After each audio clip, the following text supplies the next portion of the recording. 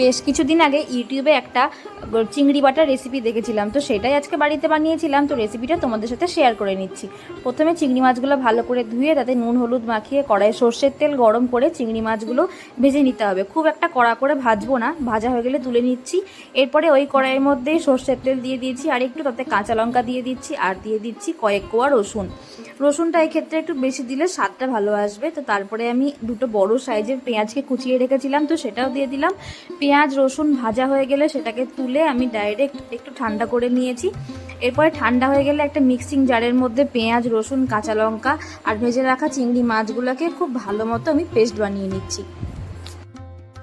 এরপরে আবারও কড়াইয়ের মধ্যে কিছুটা সর্ষের তেল দিয়ে দিয়েছি, তারপরে দিয়ে দিচ্ছি ফোড়নের জন্য কালো জিরে আর কাঁচা লঙ্কা। ঝাল এখানে খুব একটা বেশি দেবো না, কারণ আমরা কেউ খুব একটা ঝাল খাই না, তবে এই রান্নার ক্ষেত্রে ঝাল দিলে এটা কিন্তু খেতে বেশি টেস্টি হবে। এরপরে ওই পেস্টটা আমি অ্যাড করে দিচ্ছি তেলের মধ্যে, তারপরে স্বাদের জন্য এখানে দিয়ে দিচ্ছি নুন আর সামান্য একটু হলুদ, তারপরে স্বাদটাকে ব্যালেন্স রাখার জন্য একটু চিনি অ্যাড করছি, আর দিয়ে দিচ্ছি কুচিয়ে রাখা ধনেপাতা। তা সব শেষে এটা নামিয়ে নিচ্ছি, আর নামিয়ে তাতে দিয়ে দিচ্ছি 1 চামচ সর্ষের তেল। আর এটা গরম ভাতে খাওয়ার জন্য কিন্তু একদম পারফেক্ট। এই চিংড়ি বাটা থাকলে তোমরা এক থালা ভাত নিমেষে শেষ করতে পারবে। রেসিপিটা অবশ্যই বাড়িতে একবার ট্রাই